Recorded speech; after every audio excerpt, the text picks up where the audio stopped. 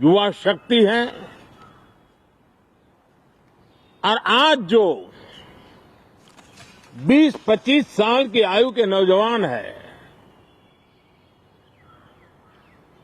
जब वो 45-50 साल के होंगे तब वो विकसित भारत का सबसे बड़े बेनिफिशियरी होने वाले हैं। उम्र के उस पड़ाव पे होंगे, नीति निर्धारण की व्यवस्थाओं में उस जगह पे बैठे होंगे कि वे गर्व के साथ आजादी के बाद जो शताब्दी शुरू होगी, एक विकसित भारत के साथ आगे बढ़ेंगे। और इसलिए ये विकसित भारत के संकल्प की पूर्ति का प्रयास, ये अथाग मेहनत आज जो हमारे टीनेजर्स हैं, हमारी युवा पीढ़ी है, उनके लिए ये एक बहुत बड़ा तोहफा बनने वाली है। जो लोग 1930 में 42 में आजादी के जंग में जुट गए थे, पूरी देश की युवा पीढ़ी खप गई थी आजादी के जंग में, और उसके फल 25 साल के बाद जो पीढ़ी आई उसको नसीब हुए। उस जंग में जो नौजवान थे उनको नसीब हुए। आजादी के पूर्व के वो 25 साल आजादी के जश्न मनाने का अवसर बना। वैसे ये 25 वर्ष समृद्ध भारत, विकसित भारत, ये संकल्प से सिद्धि और सिद्धि से शिखर तक पहुंचने का देशवासियों का इरादा। और इसलिए बजट सत्र में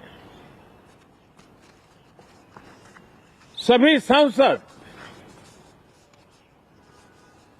विकसित भारत को मजबूती देने के लिए अपना योगदान देंगे। विशेष करके जो युवा सांसद है उनके लिए तो सुनहरा अवसर है, क्योंकि वो आज सदन में जितनी जागरूकता, जितनी भागीदारी बढ़ाएंगे और विकसित भारत के जो फल है वो तो उनकी नजर के सामने देखने को मिलने वाले हैं। और इसलिए युवा सांसदों के लिए एक अनमोल अवसर है। साथियों, मैं आशा करता हूं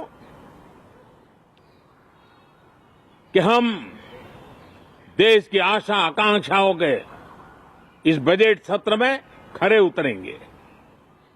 साथियों, आज एक बात आपने जरूर नोट की होगी, मीडिया के लोगों ने तो जरूर करनी चाहिए। शायद 2014 से लेकर अब तक शायद ये पहला पार्लियामेंट का सत्र है कि जिसके 1-2 दिन पहले कोई विदेशी चिंगारी नहीं प्रगटी है, विदेश में से आग लगाने की कोशिश रही हुई है।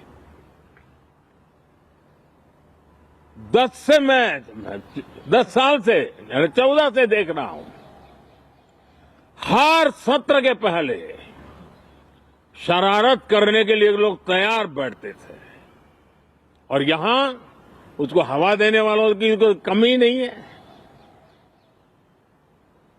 ये पहला सत्र मैं पिछले 10 साल के बाद देख रहा हूं कि जिसमें किसी भी विदेशी कोने से कोई चिंगारी नहीं हुई। साथियों, बहुत बहुत धन्यवाद।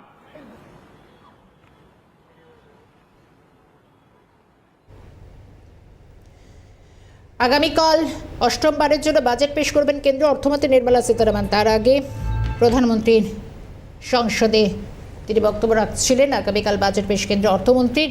এবারের বাজেট এক নতুন ঐতিহাসিক দিশা দেখাবে, মহালক্ষ্মী কৃপা প্রার্থনা করি, এবং বাজেট ভারতের শক্তি বিশ্বের মধ্যে নিজেকে আলাদাভাবে চিহ্নিত করেছে বললেন প্রধানমন্ত্রী।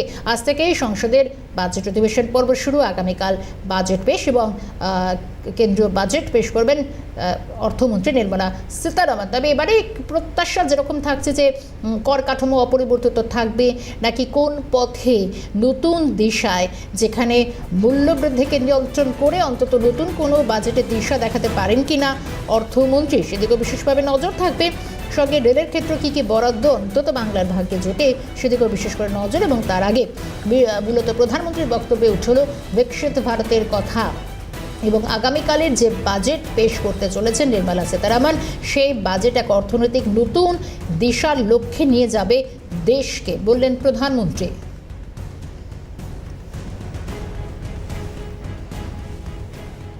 প্রধানমন্ত্রী নরেন্দ্র মোদী তিনি বক্তব্য রাখছেন এবং আগামীকাল বাজেট, গোটা দেশের নজর রয়েছে বাজেটের দিকে। সেই বাজেট কেন্দ্রীয় সাধারণ বাজেট পেশ করবেন অর্থমন্ত্রী নির্মলা সীতারামন এবং তার আগে আজ থেকে সংসদে বাজেট অধিবেশন পর্ব শুরু। বক্তব্য রাখছিলেন প্রধানমন্ত্রী। এই নতুন বাজেট অর্থাৎ আগামীকালের পেশ করা নতুন বাজেট ভারতকে, দেশকে নতুন বিশ্বের মানচিত্রে আরও অনেক ধাপ এগিয়ে নিয়ে যাবে, এক ঐতিহাসিক দিশা দেখাবে বললেন প্রধানমন্ত্রী।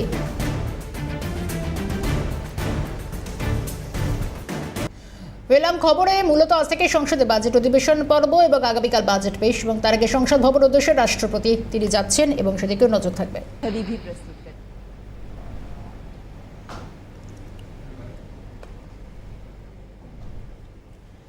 আগামীকাল বাজেট পেশ কেন্দ্রীয় অর্থমন্ত্রীর।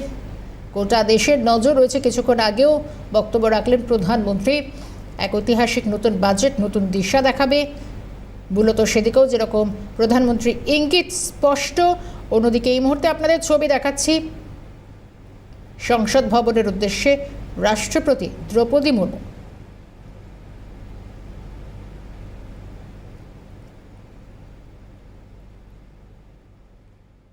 আগামীকাল বাজেট পেশ কেন্দ্রীয় অর্থমন্ত্রী নির্মলা সীতারামনের।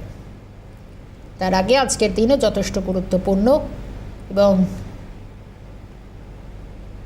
আগামীকাল সাধারণের প্রত্যাশা পূরণের বাজেট হবে কি না, সে বাজেট দেখাতে পারবেন কি না নির্মলা সীতারামন, সেদিকেও যেরকম একেবারে সাধারণ খেটে খাওয়া সাধারণ মানুষের নজর, গোটা দেশবাসীর নজর রয়েছে। অন্যদিকে এই মুহূর্তে কিছুক্ষণ আগেও আপনাদের দেখিয়েছি সংসদ ভবনে যেখানে বক্তব্য রাখছিলেন প্রধানমন্ত্রী।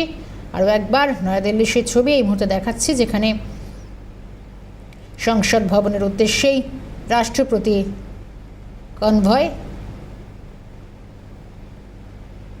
নয়াদিল্লি থেকে সরাসরি সে ছবি।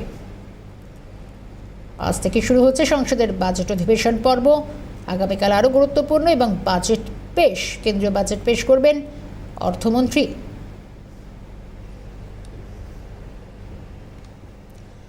টেলিফোন লাইনে রয়েছেন ইন্দ্রাণী দাশগুপ্ত। ইন্দ্রাণী, খুব গুরুত্বপূর্ণ কিছুক্ষণ আগে বক্তব্য রাখলেন প্রধানমন্ত্রী। নতুন ঐতিহাসিক বাজেট দিশা দেখাবে, যেমন বললেন প্রধানমন্ত্রী, তার একটা আলাদা গুরুত্ব। এবার এখন একটু ছবিটা জানতে চাইবো, ঠিক নয়াদিল্লির ছবিটাকে। রায়সেনা হিলসের রাষ্ট্রপতি ভবন থেকে ঘোড়ার গাড়িতে চড়ে মহামহিম রাষ্ট্রপতি দ্রৌপদী মুর্মু সংসদ ভবনের উদ্দেশ্যে যাত্রা করেছেন। আমরা দেখতে পাচ্ছি সেই ঘোড়সওয়ার বাহিনী যারা রাষ্ট্রপতি দ্রৌপদী মুর্মুর অঙ্গরক্ষক, তারা কিন্তু রীতিমতো প্রসেশন করে রাষ্ট্রপতি দ্রৌপদী মুর্মুকে নিয়ে যাচ্ছেন রাষ্ট্রপতি ভবন থেকে শুরু করে একদম সংসদ ভবন পর্যন্ত। সেখানে তাকে অভিবাদন জানাবেন প্রধানমন্ত্রী নরেন্দ্র মোদী এবং উপরাষ্ট্রপতি সহ লোকসভার স্পিকার। এরপরে মহামহিম রাষ্ট্রপতি লোকসভার যে কক্ষ আছে সেখানে উভয় কক্ষ অর্থাৎ রাজ্যসভা ও লোকসভার সকল সাংসদদের সম্বোধিত করবেন এবং তার যে সরকার অর্থাৎ তৃতীয় মোদী সরকার গঠিত হওয়ার পর তার যে ভিশন, সে এখনো পর্যন্ত মোদী সরকার কি কি কাজ করেছে এবং ভবিষ্যতে আগামী 5 বছরে এই সরকারের কি কি কর্মসূচি রয়েছে সেই সম্বন্ধে কিন্তু বক্তব্য রাখবেন মহামহিম রাষ্ট্রপতি দ্রৌপদী মুর্মু। এবং তারপর এই মহামহিম রাষ্ট্রপতি দ্রৌপদী মুর্মু বক্তব্য শেষ হয়ে গেলে তিনি ফিরে যাবেন, লাঞ্চ ব্রেক হবে এবং তারপর পেশ করা হবে ইকোনমিক সার্ভে রিপোর্ট। অর্থাৎ ইকোনমিক সার্ভে রিপোর্ট যা আগামীকাল আমরা জানি বাজেট পেশ হবে, তার আগে ইকোনমিক সার্ভে রিপোর্টের মাধ্যমে আমরা জানতে পারি দেশের আর্থিক অবস্থা এই মুহূর্তে কোথায় দাঁড়িয়ে আছে, মূল্যবৃদ্ধির হার কতটুকু, কর্মসংস্থানের হার কতটুকু, এবং আগামীতে এই বাজেট এই আর্থিক অবস্থাকে আরো কত উন্নয়নের দিকে নিয়ে যেতে পারবে। এই সমস্ত কিছু নিয়ে ইকোনমিক সার্ভে রিপোর্ট পেশ করবেন কেন্দ্রীয় অর্থমন্ত্রী নির্মলা সীতারামন লোকসভাতে, এবং তারপরে আজকের মতো সংসদের অধিবেশন মুলতবি করে দেওয়া হবে। আগামীকাল সকাল 11টার সময় যখন সংসদের অধিবেশন বসবে তখন প্রথমে বাজেট টেবিলে লে করবেন নির্মলা সীতারামন এবং তারপর কিন্তু বাজেট পেশ করবেন তিনি, অর্থাৎ 2025-26 আর্থিক বছরের বাজেট পেশ করবেন তিনি। একেবারে ইন্দ্রাণী, এবং সেই ছবিটা আমরা দেখছি যে সংসদ ভবনের পথে এগোতে রাষ্ট্রপতি, মানে খুব সুন্দর একটা মনোগ্রাহী এই ছবি আমরা দর্শকদের তুলে ধরতে পারছি। সঙ্গে আরও একটা বিষয় তোমার থেকে জানবো, মূলত তৃতীয় দফার সরকারের এটা প্রথম বাজেট এবং নরেন্দ্র মোদী কিছুক্ষণ আগেই যেটা বললেন যে বিশেষত 2047 সালের মধ্যে যে টার্গেট, যে বিকশিত ভারতের সেই সংকল্প রূপায়ণে অন্তত এবারের এই বাজেট যে একটা দিশা দেখাবে, সেই বক্তব্য শোনা গেল প্রধানমন্ত্রীর কণ্ঠে। একদম দেখো, প্রধানমন্ত্রীর কথা এবার কিন্তু একটা গুরুত্বপূর্ণ বিষয় আছে। এর আগে যতবার এই বাজেট সেশনের আগে প্রধানমন্ত্রী বক্তব্য রেখেছেন, তিনি দেশের গরিবদের কথা বলেছেন, শ্রমিকদের কথা বলেছেন, কৃষকদের কথা বলেছেন, কিন্তু এবার তিনি বললেন মধ্যবিত্তদের কথা এবং তিনি বললেন নারী সমাজের উন্নয়নের কথা। অর্থাৎ যে জল্পনা দীর্ঘদিন ধরে চলছিল বাজেটকে ঘিরে, যে মধ্যবিত্তের সুবিধার জন্য কর কাঠামোয় পরিবর্তন বা মধ্যবিত্তের হাতে যাতে টাকা আসে এবং সেই টাকা যাতে তারা বাজারে বিনিয়োগ করতে পারে, সেই জন্য একটা বিশেষ কোনো প্রকল্প বা বিশেষ কিছু ব্যবস্থা কিন্তু এবারে এই বাজেটে থাকবে।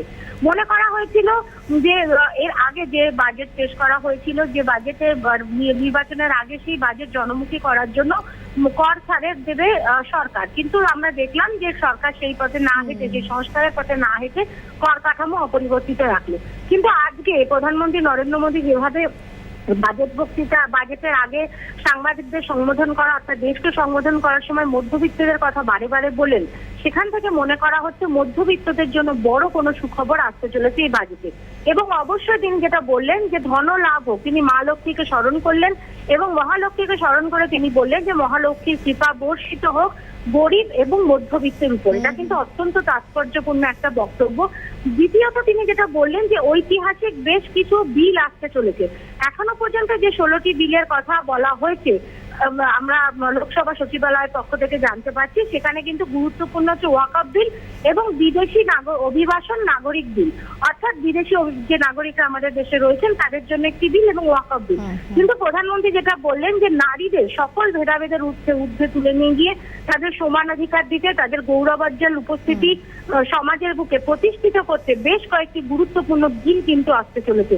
সুতরাং এখান থেকে একটা জল্পনা তৈরি হচ্ছে যে মহিলাদের সমানাধিকার বা তাদের রোজগার, তাদের স্বাধীনতা, এই সমস্ত ক্ষেত্রে নিজেদের আমরা বরাবর দেখেছি যখন এই প্রধানমন্ত্রী বক্তব্য রেখেছে তিনি রিফর্ম, পারফর্ম এবং অবশ্যই ট্রান্সফর্ম, এই তিনটে বিষয়ের উপর বিশেষভাবে গুরুত্ব দিয়েছেন। এদিনের বক্তব্যে সেই যে বার্তা আরো একবার ফুটে উঠলো। একদমই দেখো, রিফর্ম, পারফর্ম এবং ট্রান্সফর্ম, অর্থাৎ যে আগে যে ভাবে সমাজ ব্যবস্থা চলছিল তাকে রিফর্ম করা, নতুন করে ঢেলে সাজানো, পারফর্ম করা অর্থাৎ সেই যেভাবে সরকার চাইছে যে নতুন সমাজ ব্যবস্থা তৈরি হোক এবং তা কাজ করুক সেটা কাজ করা, এবং ট্রান্সফর্ম অর্থাৎ নতুন সমাজ ব্যবস্থা তৈরি হবে তাকে উন্নয়নের দিকে নিয়ে যাওয়া। এই তিনটি ক্ষেত্রে মোদী সরকার কাজ করে চলেছে এবং তিনি আজকে এটাও বিকশিত ভারতের স্বপ্ন দেখিয়েছেন। তিনি বলেছেন যে স্বাধীনতার 100 বছর যখন পূর্ণ হবে তখন ভারত যেভাবে অবশ্যই বিকশিত ভারতে পরিণত হবে, অর্থাৎ প্রথম শ্রেণীর যে দেশগুলি আছে সেই জায়গায় পৌঁছে যাবে আর্থিক অগ্রগতির দিক থেকে বা সামাজিক অগ্রগতির দিক থেকে, এবং তার জন্য আজকের এই বাজেট কিন্তু অত্যন্ত গুরুত্বপূর্ণ। প্রধানমন্ত্রী নরেন্দ্র মোদী আজ আরেকটি ইঙ্গিত দিয়েছে, তোমাকে আমি বলবো যে একদম বাজেট সেশনের শেষে তিনি কিন্তু বিরোধীদের কটাক্ষ করতে চাননি। তিনি বলেছেন যে 2014 থেকে এখনো পর্যন্ত, অর্থাৎ 2025 এই ফেব্রুয়ারি পর্যন্ত যতবারই সংসদের অধিবেশন এসেছে বিদেশ থেকে কোনো না কোনো বার্তা এসেছে যা দেশের মধ্যে বিশৃঙ্খলা তৈরি করেছে, এবং দেশের বহু মানুষ আছে যারা সেটিকে সানন্দে গ্রহণ করেছে এবং এই বিশৃঙ্খলা তৈরি করতে সাহায্য করেছে। কিন্তু এটা প্রথম সংসদের অধিবেশন যে অধিবেশন শুরুর আগে কিন্তু বিদেশ থেকে কোনো বার্তা এলো না। অর্থাৎ এর আগে আমরা দেখেছি পেগাসাস নিয়ে হইচই হয়েছে, এবং এর আগে আমরা দেখেছি যে আদানি ইস্যু নিয়ে হইচই হয়েছে, এবং প্রত্যেকটাই যদি তুমি দেখো যে সংসদের অধিবেশনের আগেই কিন্তু এই ঘটনাগুলো ঘটেছে। একাধিকবার রাহুল গান্ধী বিদেশে গিয়েছেন, সেখানে গিয়ে তিনি দেশের উদ্দেশ্যে বেশ কিছু বা সরকারের বিরুদ্ধে বেশ কিছু তথ্য দিয়েছেন। কিন্তু এইবার এই প্রথম, অর্থাৎ মোদী 0.3 সরকার 2014 থেকে মোদী সরকার একদমই ইন্দ্রাণী, আমরা সংসদ ভবনে আরো আপডেটের ছবি আমরা অবশ্যই জানবো, ঠিক কি হচ্ছে মূলত আরো আপডেট জানবো। ইন্দ্রাণী ছিলেন আমাদের সঙ্গে, ইন্দ্রাণী দাশগুপ্ত। এবং এই মুহূর্তে সেই ছবি আপনাদের আরো একবার দেখাবো রাজস্থান হিলস থেকে। মূলত রাষ্ট্রপতি দ্রৌপদী মুর্মু তিনি সংসদ ভবনে প্রায় প্রবেশ করতে চলেছেন এই মুহূর্তে সেই ছবি।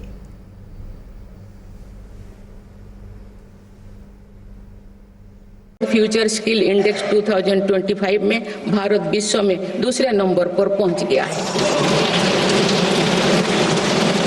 यानी फ्यूचर ऑफ वर्क श्रेणी में एआई और डिजिटल टेक्नोलॉजी अपनाने में भारत दुनिया को रास्ता दिखा रहा है। ग्लोबल इनोवेशन इंडेक्स में भी भारत की रैंकिंग 76 से सुधरकर 39 हो गए हैं।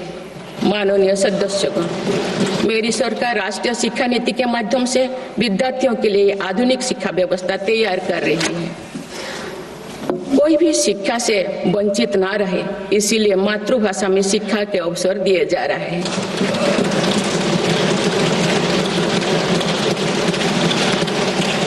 विभिन्न भर्ती परीक्षाएं 13 भारतीय भाषाएं में आयोजित कर भाषा संबंधी बाधाओं को भी दूर किया गया है। बच्चों में इनोवेशन को बढ़ावा देने के लिए 10,000 से अधिक स्कूलों में अटल टिंकरिंग लैब्स खोली गई है। ईज ऑफ डूइंग रिसर्च के लिए हाल ही में 1 नेशन 1 सब्सक्रिप्शन स्कीम लागू कर दिया है। इससे अंतर्राष्ट्रीय शोध की सामग्री निःशुल्क उपलब्ध हो सकेगी। पिछले एक दशक में उच्च शिक्षण संस्थाओं की संख्या बढ़ी है, इनकी गुणवत्ता में भी व्यापक सुधार हुआ है।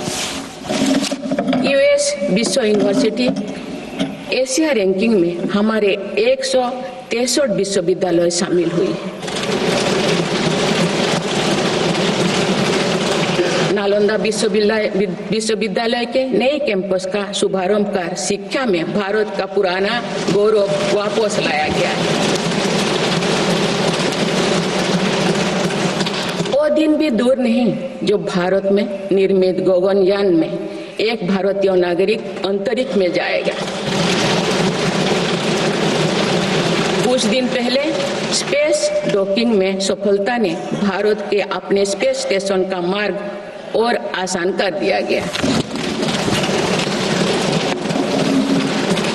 कुछ दिन पहले इसरो ने अपना 100वां लॉन्च करते हुए सैटेलाइट के सफलतापूर्वक स्थापित किए। मैं इस उपलब्धि के लिए भी इसरो को और सभी देशवासियों को बधाई देती हूँ। माननीय सदस्यगण, मेरी सरकार ने देश में विश्व स्तरीय स्पोर्ट्स वातावरण बनाने की दिशा में खोले खेलो India scheme, target Olympic podium scheme यानी स्टॉप्स राष्ट्रीय स्पोर्ट्स यूनिवर्सिटी स्थापित करके देश को आगे कदम बढ़ाए।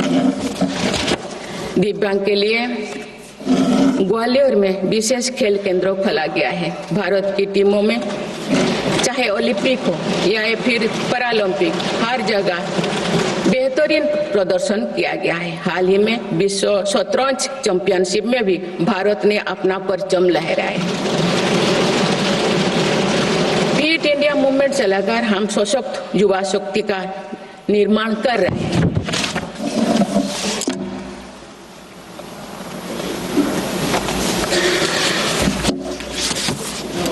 माननीय सदस्यगण, विकसित भारत के निर्माण में किसान, जवान और विज्ञान के साथ ही अनुसंधान का बहुत बड़ा महत्व है। हमारा लक्ष्य भारत को ग्लोबल इनोवेशन पावर हाउस बनाना है। देश के शिक्षण संस्थानों में अनुसंधान को बढ़ावा देने के लिए 50,000 करोड़ रुपया की लागत से अनुसंधान नेशनल रिसर्च फाउंडेशन स्थापित किया गया है। 10,000 करोड़ रुपया के लागत से विज्ञान धारा योजना के तहत विज्ञान एवं प्रौद्योगिकी में इनोवेशन को बढ़ावा दिया जा रहा है। आर्टिफिशियल इंटेलिजेंस के क्षेत्र में भारत के योगदान को आगे बढ़ाते हुए इंडिया AI मिशन प्रारंभ किया गया है। राष्ट्रीय क्वांटम मिशन से भारत इस फ्रंटियर टेक्नोलॉजी में दुनिया के अग्रणी देशों की पंक्ति में स्थान बना सकेगा। मेरी सरकार देश में बायो मैन्युफैक्चरिंग को बढ़ावा देने के उद्देश्य से बायो ई-ट्री पॉलिसी लाई है। ये पॉलिसी भविष्य की औद्योगिक क्रांति का सूत्रधार होगा। बायो इकोनॉमी का उद्देश्य प्राकृतिक संसाधनों का कुशल उपयोग करना है, जिससे पर्यावरण को संरक्षित करते हुए रोजगार के नए अवसर पैदा होगा।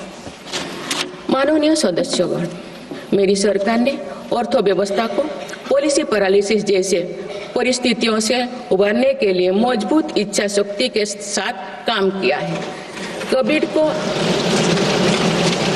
कोविड और उसके बाद के हालात एवं युद्ध जैसी वैश्विक चिंताओं के बावजूद भारतीय अर्थव्यवस्था ने जो स्थायित्व एवं रेजिलियंस दिखाया है, वो उसके सशक्त होने का प्रमाण है।